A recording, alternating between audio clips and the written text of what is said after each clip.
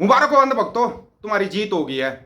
तुम ऐसी पोजीशन पर पहुंच गए हो जहां पर पहुंचने में ना पाकिस्तान को भी शर्म आए। पाकिस्तान को भी शर्म आएगी उस पोजीशन पर पहुंचने में। वहां पर तुमने इंडिया को पहुंचा दिया। बड़े कमाल की बात है।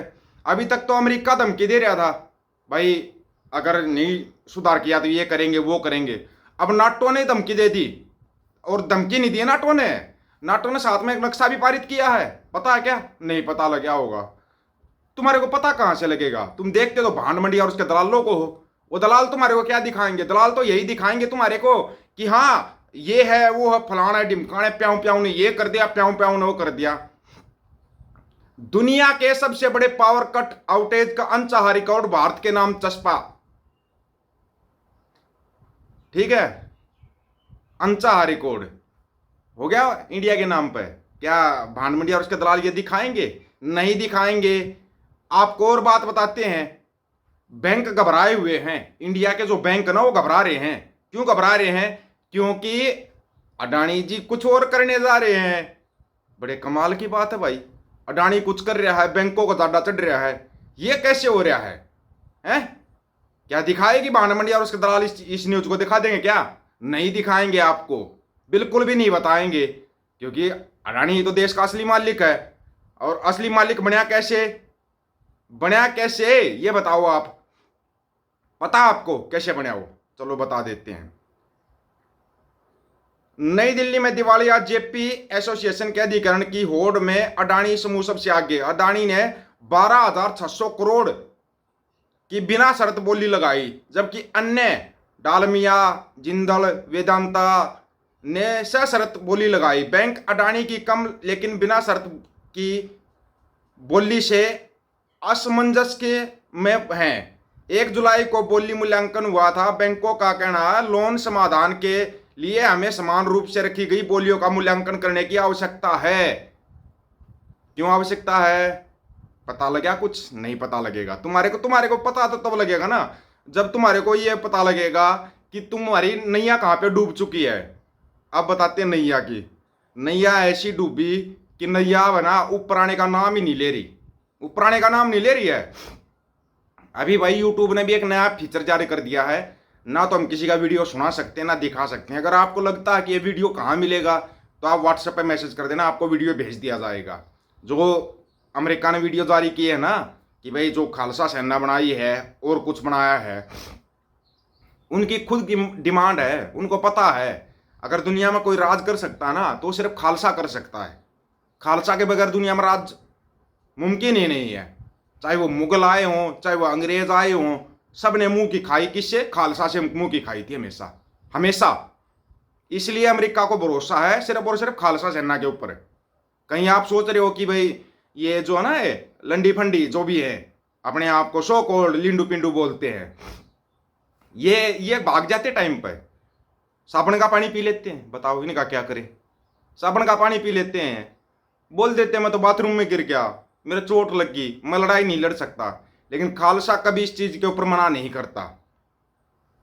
ब्रिक्स ब्राजील, रूस, भारत, चीन और दक्षिण अफ्रीका एक ऐसा संगठन है जो बढ़ती हुई अर्थव्यवस्था को एक मंच देता है। यह समूह अब 10 देशों मिस्र, इथोपिया, इंडोनेशिया, ईरान और संयुक्त अरब अमीरात का हो चुका है। वैश्विक अर्थव्यवस्था में 41% हिस्सेदारी रखता है।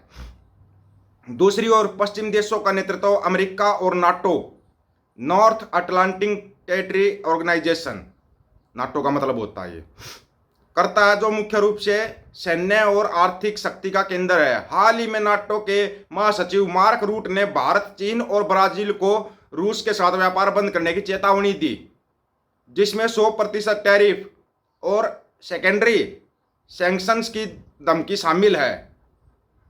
समझे कुछ? यह धमकी क्या है? ये क्या यह ब्रिक्स और पश्चिमी देशों के बीच एक शीत युद्ध की शुरुआत है? शीत युद्ध क्या होता है तुम्हारे को तो ये भी नहीं पता होगा। शीत युद्ध, कोल्ड वार का मतलब दो देशों या समूहों के बीच बिना सीधे युद्ध के तनाव, प्रतिस्पर्धा और आर्थिक सैन्य दबाव। 1945 से 1991 तक अमेरिका और सोवियत संघ के बीच चला शीत युद्ध इसका सबसे बड़ा उदाहरण है। उस समय दोनों पक्षों ने हथियारों की होड़, जासूसी और आर्थिक प्रतिबंधों के जरिए एक दूसरे को कमजोर करने की कोशिश की। आज ब्रिक्स और पश्चिम देशों के बीच बढ़ता तनाव कुछ वैसा ही दिख रहा है, लेकिन यह आर्थिक और भू राजनीतिक मुद्दों पर केंद्रित है। तुम्हारा प्याऊ प्याऊ तो अभी भी चाइना जा रहा है, चाइना में जाकर चाइना वाले से बात कर रहा है कि भाई हम आपस में व्यापार करेंगे, और चाइना पाकिस्तान की मदद कर रहा है। कुछ समझ में आ रहा है अंधभक्तों? मैंने पहले ही बोल लिया था, एक बात पिछले 2 साल से बोलता आ रहा था मैं, अंधभक्ति सबसे महंगा वो है, सबसे महंगा शौक है अंधभक्ति। इनको पता है तुम्हारा कच्चा फटा हुआ है, लेकिन पहन कर रखेंगे, पहन कर रखेंगे। इनको पता है कि देश की लुटिया डूब चुकी है, लेकिन मानेंगे नहीं। क्यों नहीं मानेंगे पता है? क्योंकि जो भान मंडिया और उसके दलाल दिखाते वही तो इनको मानना ना, वही मानेंगे ये तो। अगर अमेरिका के बाद नाटो ने धमकी दी है और नाटो ने नक्शा जारी किया है, तो तुम्हारे मतलब क्या लग चुके हैं। और आपको नहीं पता होगा शायद, या पता होगा, जो तुम न्यू वर्ल्ड ऑर्डर करते हो ना, उसका मतलब होता है एक नए देश का निर्माण, एक नए देश का निर्माण हो जाना।